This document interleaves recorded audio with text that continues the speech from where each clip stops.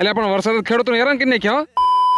જય માતાજી મિત્રો, સવારમાં જાગીને નાઈને તૈયાર થયા ને તો વરસાદ ચાલુ હતો. પછી ચાલુ વરસાદમાં ગાડી લઈને આવી ગયા વાડીએ. એટલે પણ વરસાદ ગમે એટલો આવતો હોય, માલ ઢોર અંદર તો બાંધવા પડે ને. પછી ઝડપથી વારાફરતી બધી ગાયો અંદર લઈને બાંધી દીધી. પછી આ બુંગણ હરકું કરતો તો આવું જોવા મળી ગયું.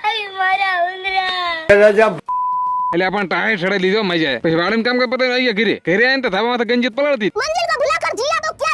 ठीक है समझ गया. પછી ગંજી માથે તાડપત્રી નાખી કમ્પ્લેટ ઢાંકી દીધી. અને ધાબામાંથી હેઠો આવ્યો તો ઢીંગુ બેન તો ગવારા કરે. કોણ નાનું હતું આમ આંગણ ભૂંગળા ભરાઈને ખાતું હતું. બપોરના કામ પતાવીને વાડી હાલતા થાય તૈયાર થાય તો રમા કાકા આવી ગયા.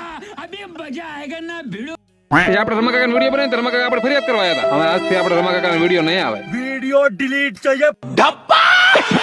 ફાઇનલ હોય છેલ્લી વાર. રમા કાકા, આપણા વાલા રમા કાકા. Thanks, love you. પછી હાલો હું આપણો વાડીનો દુઃખદ નજારો બતાવું.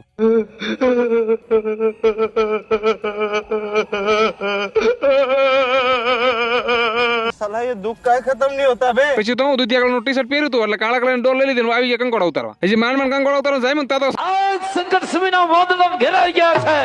અને પાછો વરસાદ આવ્યો મજો.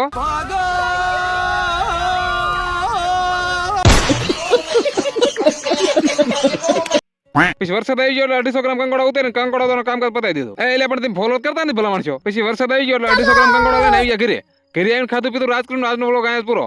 Okay, Tata, bye bye.